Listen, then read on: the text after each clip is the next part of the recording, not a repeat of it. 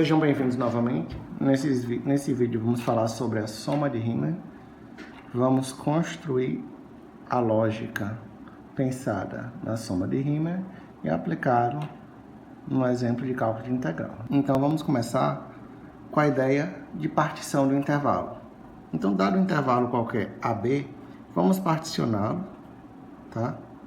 Em quantos pedaços quisermos, tá? Não necessariamente pedaços do mesmo tamanho, e vamos chamá-los de x0, x1, x2, x3, xn-2, xn-1, até xn. Tal que x0 coincide com A e xn coincide com B, tá? Então, isso, o conjunto de todos esses pontos, é chamado de partição do intervalo, tá? Que é o conjunto dos pontos x0, x1, x2 até xn. Então, dada a partição do intervalo, nós conseguimos calcular a amplitude de cada pedacinho desse aqui. Por exemplo, nós podemos calcular de delta de x1 como sendo x0 menos x1, que é justamente esse tamanho aqui, ó, x1 menos x0, x1 menos x0. x1 menos x0 vai me dar esse comprimento aqui. Delta de x2 igual a x2 menos x1. Tá, então, esse menos esse vai me dar a partição delta de x2. Delta de x3 igual a x3 menos x2. E vamos seguir essa ideia até o delta de xn igual a xn menos 1, que seria justamente esse último pedaço. Então, observe o seguinte. Nós temos aqui uma partição delta de x2, tá? Que é x2 menos x1. E nós temos aqui outra partição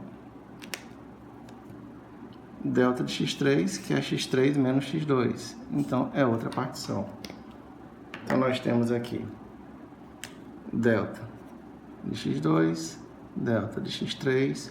Então, cada partição dessa pode ser calculada fazendo a subtração do ponto posterior menos o anterior. Então, delta de x3, delta de x2 vai ser x2 menos x1. Delta de x3 vai ser x3 menos x2.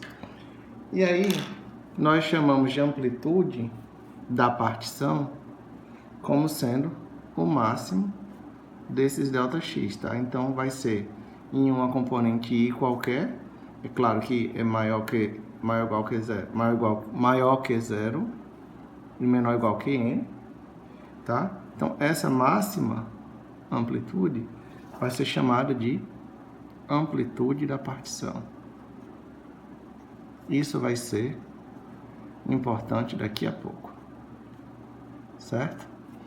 Então, dadas essas duas ideias iniciais, vamos continuar agora levando a ideia de um intervalo particionado num gráfico. Então, se tivermos várias partições, ó, de x0 até xn, tá? Então, nós vamos pegar um ponto C qualquer em cada partição. E esse ponto C, ele não necessariamente precisa ser no centro da partição, ele pode ser em qualquer ponto da partição. Então, se nós pegarmos um ponto C aqui, vamos chamar esse ponto aqui de C3, tá? Que ela está na partição x3. Nós pegamos um ponto C3 e aí nós calculamos a altura de um retângulo entre x2 e x3, pegando esse ponto C3 dessa forma. Tá aqui, ó. Que altura seria essa? Essa altura aqui seria o valor da função f no ponto C3. Então, isso aqui é f de C3. E aí nós podemos calcular o retângulo, um retângulo, tá? Pegando a largura da partição vezes essa altura. Então, tá aqui, ó. Vamos lá, pegar a largura da partição até a altura do retângulo aqui da função. E aí nós temos um retângulo aqui aproximado. Então, este retângulo aqui, ele tem altura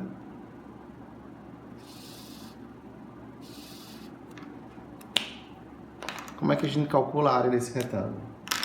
A área do retângulo é dada como base vezes altura. A base vezes a altura. Quem é a nossa base? É x3 menos x2 vezes a altura. Mas que altura é essa? É f de c3, né? Que isso aqui vai ser igual a x3 menos x2 é delta de x3 vezes f de c3. Então, nós conseguimos calcular uma aproximação da área que está entre esse trecho aqui da função e o eixo x, tá? Calculando um retângulo nessa área. Então, algumas coisas afetam o cálculo desse retângulo. Por exemplo, dada uma partição aqui, ó, x0, x1, x2, tá? x0, x1, x2, x0, x1, x2. Imagina que esses três gráficos são iguais. Eu me esforcei para que eles ficassem mais ou menos no mesmo formato, né? Então, imagina aqui que eu vou pegar a partição entre x0 e x1 sempre à esquerda do intervalo. O ponto C, ele tem que estar em qualquer lugar do intervalo. Então, eu vou pegar esse ponto C aqui, ó, sempre à esquerda do intervalo. Então, eu vou pegar do intervalo delta de x1, vou pegar a esquerda, então seria em x0. E o outro intervalo, delta de x2, eu vou pegar a esquerda também. Então, o que acontece aqui? Olha, nós temos, no primeiro intervalo, a altura vai ser f de c, tá? Que seria c1, e aqui seria c2. Então, nós vamos ter um retângulo com essa altura aqui. E no segundo, nós vamos ter um retângulo com essa altura aqui. Tá? Então, imagina a função só aqui entre x0, x1 e x2. Então, nós temos aqui essa altura e nós temos aqui essa altura. Observe o seguinte, que no cálculo não cobriu todo o ponto, né? Toda a função, sobrou um pedacinho aqui e sobrou um pedacinho aqui nessa partição de intervalo. Se nós utilizarmos a mesma ideia agora, só que pegando o ponto C no centro, então tá aqui. Entre x1 e x0, vamos pegar o C1 aqui e vamos pegar o C2 aqui no centro do intervalo.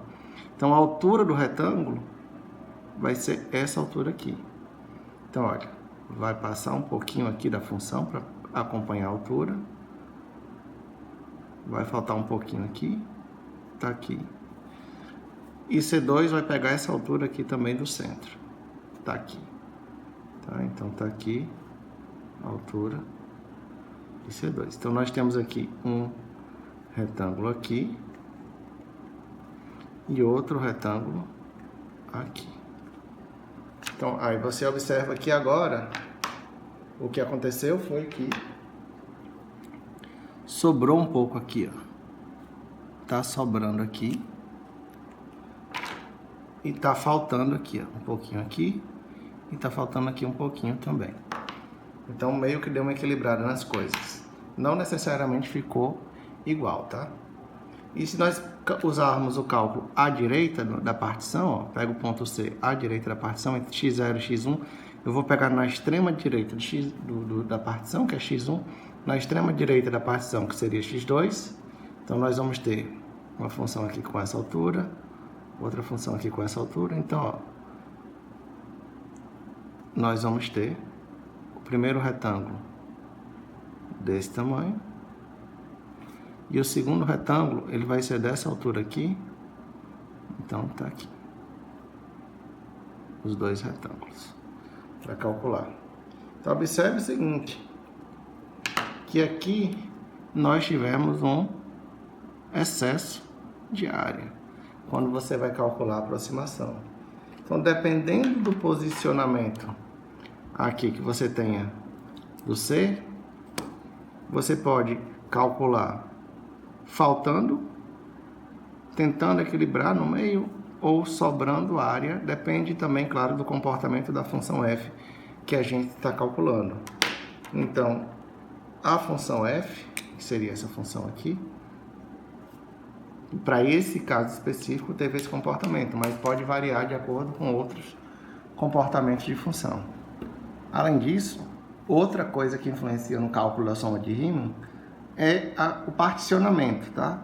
Em quantos pedaços você subdivide o intervalo. Por exemplo, aqui nós subdividimos em x0, x1, x2. Então, nós temos uma partição, duas partições.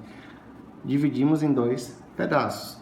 Então, o que acontece? Vamos utilizar a soma de Riemann à esquerda. Tá? Então, nós temos aqui x0, x1, x1, x2. Vamos utilizar a esquerda, a altura do retângulo vai ser essa, do primeiro retângulo. O segundo retângulo vai ser essa altura aqui. Tá? Então, nós temos aqui o retângulo 1, retângulo 2, tá aqui. E nós temos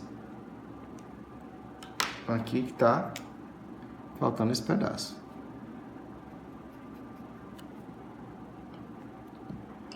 Agora, se nós dividirmos esse intervalo em 4 pedaços, então tá aqui x0, x1, x2, x3 e x4, nós vamos ter, obviamente, 4 retângulos. Então tá aqui, usando a soma de Riemann à esquerda, x1 um pouquinho mais para cá, x2, x2 para x3, tá.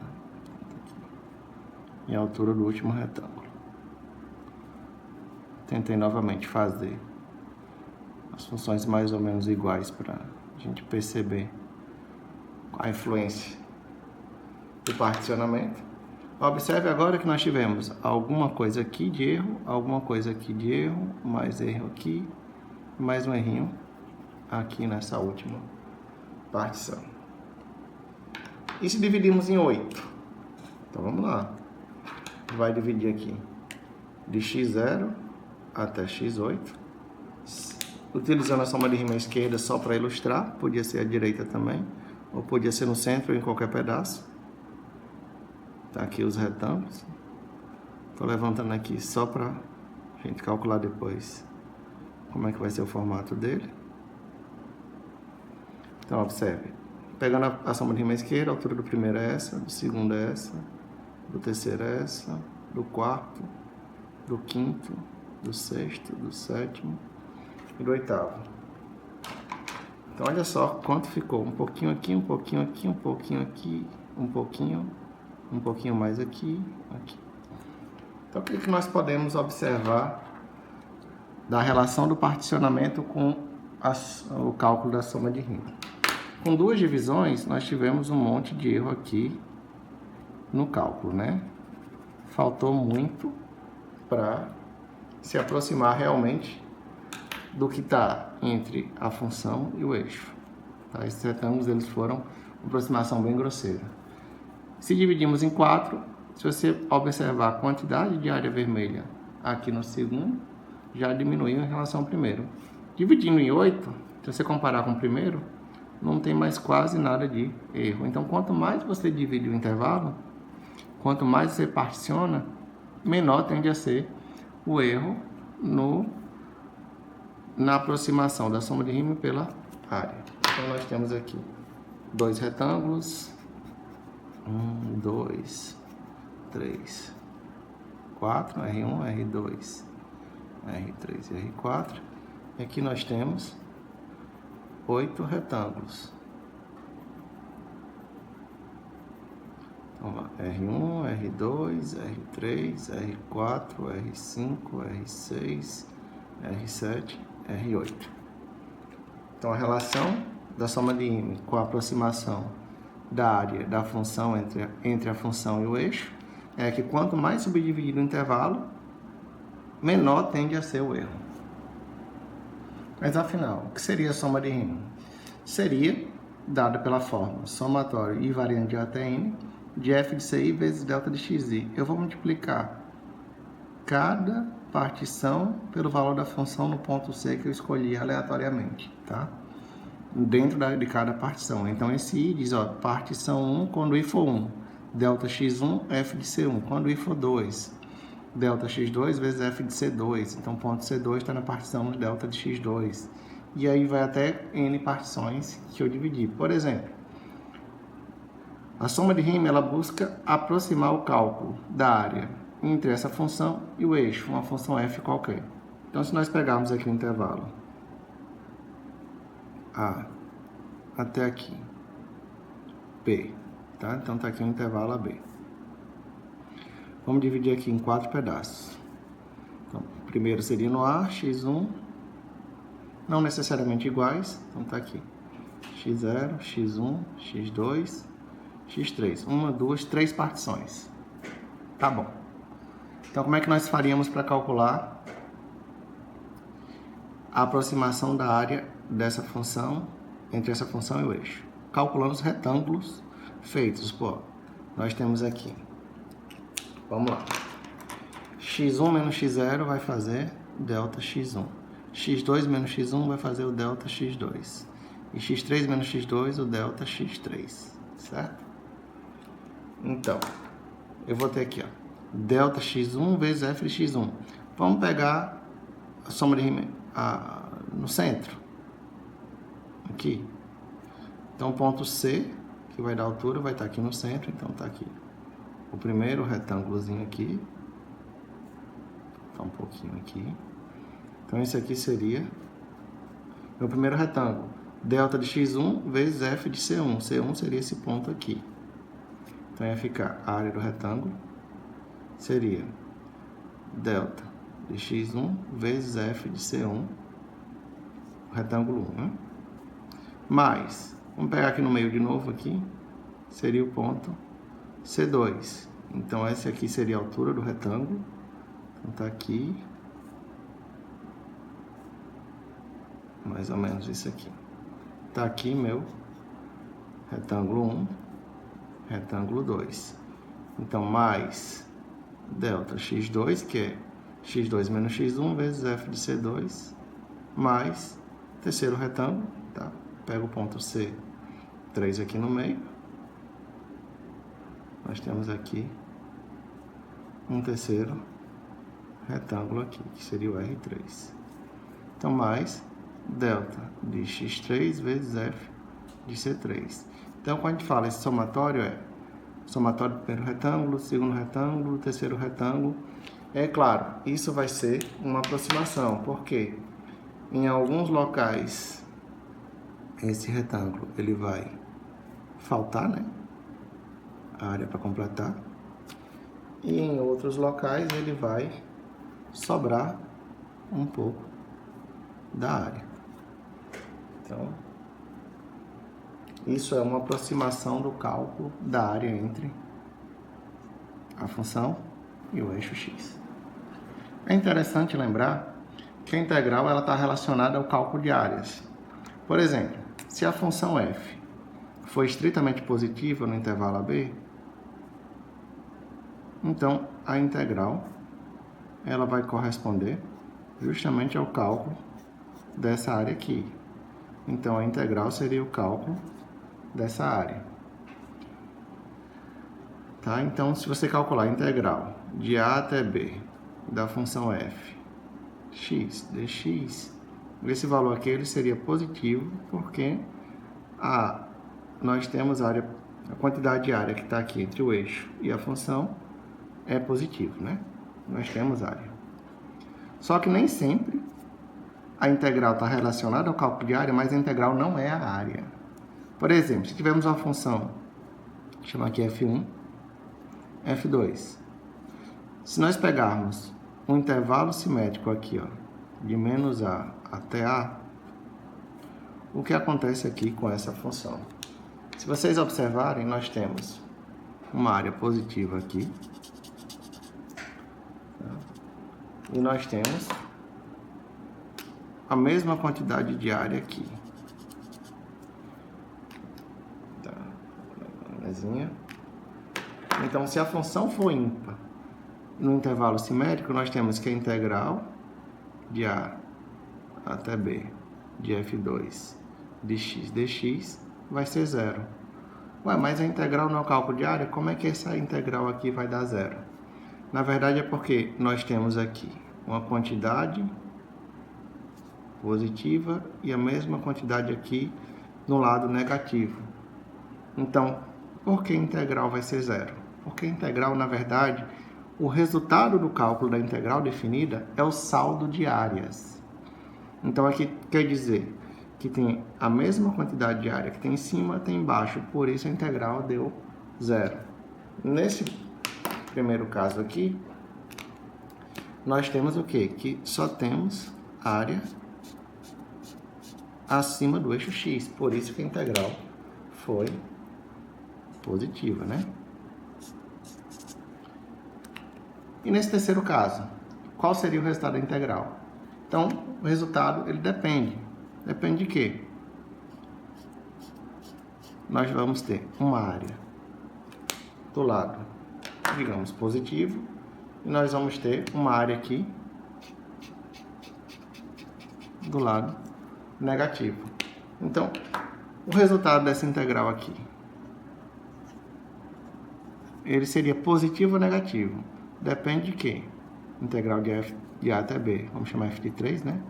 De f3 de x dx, ela vai ser positiva se nós tivermos mais área aqui do que aqui, e negativa caso contrário, caso tenha mais área embaixo do que em cima.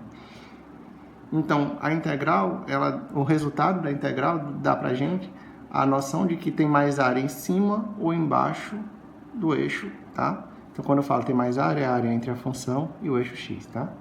Tem mais área na parte de cima ou na parte de baixo. Então, essa é o real significado geométrico do cálculo da integral definida. Então, vamos ver aqui um exemplo de aplicação, tá? Calcular a integral de 1 até 2 de x ao quadrado dx, utilizando 2 e 4 subintervalos iguais. Então, esse é um exemplo. Eu sei que a integral é fácil, esse é um exemplo de aplicação. Nós queremos, na verdade, calcular quando x for 1, o intervalo vai de 1 até 2, quando x for 1, quando x for 2, quando x for 1, f de x é 1, 1 ao quadrado, quando x for 2 é 4. Então, nós temos basicamente a área da função f de x igual a x ao quadrado de 1 até 2, queremos calcular uma aproximação dessa área aqui. E sabemos do cálculo diferencial integral, que a integral de 1 até 2 de x ao quadrado dx vai ser x ao cubo sobre 3, no intervalo de 1 a 2, que vai ser igual a 2 terços sobre 3, menos 1 terço sobre 3, tá? Substitui os limites de integração aqui, então 2 ao cubo, menos 1 ao cubo. 2 ao cubo é 8, 2 vezes 2, 4, fez 2, 8 terços menos 1 terço, que vai dar 7 terços. 7 dividido por 3 é aproximadamente 7 dividido por 3, 2,3333. É uma dízima. Então, nós queremos basicamente calcular uma aproximação dessa área aí. Então, como é que nós fazemos isso? Vamos lá. Utilizando 2 subintervalos, nós temos basicamente de 1 a 2, nós queremos dividir isso aqui em 2 subintervalos. Então, nós temos que dividir isso aqui em b menos a sobre n, onde n é a quantidade de intervalos, b é a parte inicial, a parte final, a é a parte inicial do intervalo. Se usarmos essa fórmula aqui, vamos descobrir a amplitude H, que é justamente o espaçamento que a gente vai dar aqui. Então, B é 2 menos A, que é 1, dividido por 2, vai ser 1 meio, que vai ser igual a 0,5. Então, nós temos que dar amplitude de 0,5 a partir de cada ponto. Então, 1 mais 0,5 vai dar o quê? 1,5 aqui, 1,5, 2. Então, tá aqui o tabelamento de x e y, quando x for 1, quando x for 1,5, quando x for 2. É necessário para a gente calcular a soma de rima. Então, vamos lá. Vamos usar a função tabela, f de x igual a x ao quadrado, começando de 1 até 2, com tamanho de passo 0,5, que é o que a gente calculou. E aí já dá a tabela direta aqui. Quando x for 1, f de x é 1. Quando x for 1,5 é 2,25. Quando x for 2, f de x é 4. Esses valores aqui, eles são obtidos substituindo esse valor nessa função. Então, 1 ao quadrado dá 1, 1,5 ao quadrado é 2,25, 2 ao quadrado dá 4. Então, basicamente, o que nós temos é isso aqui. 1, 1,5, 2, né? 1, 1,5, 2. Está aqui a função x ao quadrado. E nós queremos calcular uma aproximação da área. E aí a gente vai ter que definir se a gente vai usar a soma de rima à esquerda, à direita, vamos usar, ou no centro, em qualquer ponto. Vamos usar a esquerda. Então, se a gente usar a esquerda, na primeira partição aqui nós temos o somatório, o i variando de 1 até 2, porque são duas partições, de FCI vezes delta de XI. Então, nós temos aqui, delta de x1 vai ser isso aqui, delta de x2 vai ser essa outra partição. Então, se a gente pegar o ponto à esquerda, nós vamos ter isso aqui como altura do primeiro retângulo, e vamos ter isso aqui como altura do segundo retângulo. E aí, o que estamos calculando, na verdade, é uma aproximação dessa área, e, obviamente, isso aqui não vai estar completo. Vamos ter uma área calculada que vai ser uma aproximação. Então, vamos lá. Isso aqui vai ser igual f de CI, mas CI é 1, tá? Porque a gente está usando soma de rima à esquerda. Então, vai dar f de 1 é 1, vezes delta de x1, 0,5, mais, quando i for 2, delta de x2, 0,5 vezes f de C2, que é 2,25. 2,25 vezes 0,5. Então, a soma vai ser dada por isso. A soma, ou a área de todo o retângulo. Vamos ver aqui em modo normal. Vai ficar 1 vezes 0,5 mais 2,25 vezes 0,5. Claro, eu podia botar o 0,5 em evidência. Vai dar pra gente 1,625 o cálculo aproximado. Então, observe o seguinte, que nós tivemos um erro calculado. A integral é 2,33. O que encontramos foi 1,625. Claro, nós encontramos 1,625 porque é uma aproximação da integral. Qual foi o erro cometido aqui? Vamos calcular esse erro cometido. O erro cometido aqui foi, é só subtrair os dois, né? 2,33 menos 1,625. Deu um erro aqui pra gente de 0,7083. Foi o erro cometido nesse cálculo. Tá?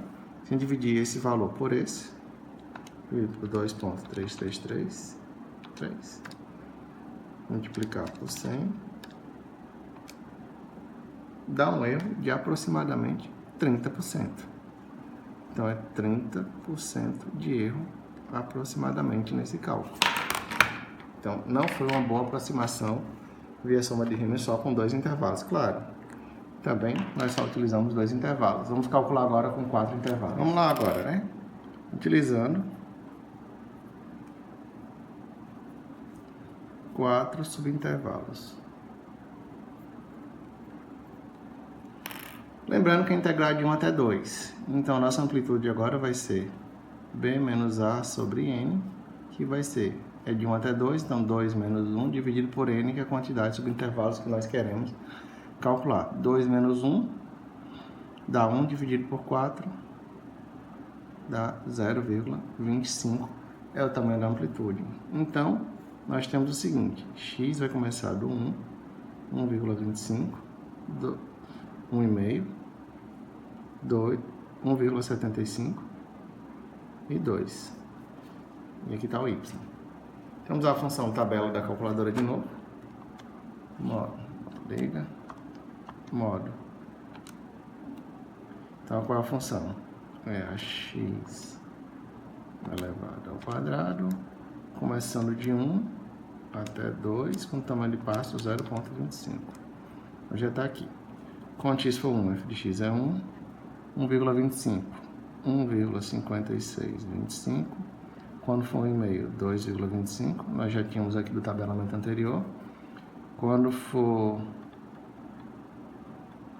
1,75, vai dar 3,0625. Quando for 2, é 4. Novamente, esses valores são substituídos só substituindo esse valor de x e elevando ao quadrado, né? Que nossa função é x ao quadrado. O que nós temos aqui? Novamente, a função x ao quadrado, de 1 até 2. Só que agora nós estamos dividindo, em vez de 2, em 4 pedaços. Então, vamos pegar aqui, ó. Continuar pegando a esquerda, vamos ter um retângulo dessa altura. Primeiro retângulo. Segundo retângulo dessa altura. Terceiro retângulo. Quarto retângulo, tá? Então, em vez de R1 e R2, nós temos agora R1, R2, R3, R4, tá aqui os retângulos. E vamos aproximar a área entre a função e o eixo. Claro, vamos ter um erro associado aqui. O cálculo vai dar menor do que o original, mas tudo bem. Então vamos lá. Agora nós temos na soma de Riemann um somatório e variando de 1 até 4, porque são 4 subintervalos de f de ci, delta de xi. Então isso aqui vai ser a soma de Riemann. Então essa soma vai ser delta de x1 vezes f de c1 mais delta de x2 vezes f de x2, f de c2, mais delta de x3 vezes f de c3, mais delta de x4, f de c4.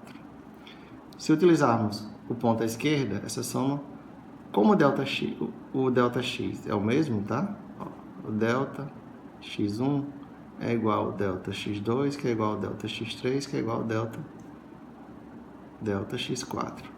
Porque nós dividimos em pedaços iguais a 0,25. A gente pode pegar essa fórmula aqui, considerar delta x em evidência, vai ficar o quê? F de C1 mais F de C2 mais F de C3 mais F de C4. Então essa soma vai ser 0,25, que multiplica F de C1, sempre vai ser o ponto à esquerda, 1, mais F de C2, então 1,25 aqui, a altura vai ser 1,5625, mais F de C3, essa altura aqui, 2,25, mais F de C4, que é 3,0625. Você pode perguntar, e por que o número 4 não entrou aqui na multiplicação? Porque ele seria essa última altura aqui, a gente está pegando a soma esquerda, então ele realmente não entra. Então, vamos lá. Essa soma, ela vai ser modo calculadora, 0,25, que multiplica 1 mais 1,5625, mais 2,25, mais 3,0625. Que vai dar, o resultado da soma vai ser 1,9594 aproximadamente, tá? A gente tá dando aqui uma ajustada no valor. Como nós sabemos que o valor da integral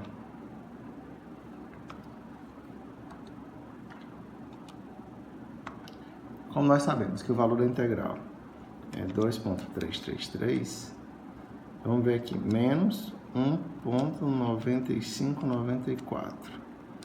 Nós tivemos um erro cometido agora, 0,3739. Se a gente dividir isso por 2,333, que é o valor da integral, e multiplicar por 100, a gente vai ter um erro de aproximadamente 16%. Então, utilizando a mesma estratégia, nós diminuímos o erro de 0,70 para 0,37, e isso representava 30% no primeiro cálculo, 16% no segundo. Então, espero que esse vídeo sobre soma de Riemann tenha sido útil. Qualquer dúvida é só perguntar aí nos comentários. Agradeço vocês por acompanharem o vídeo. Se for inscrito no canal, obrigado. E se não for, por favor, se inscreva, que isso ajuda bastante o canal a crescer. Até o próximo vídeo.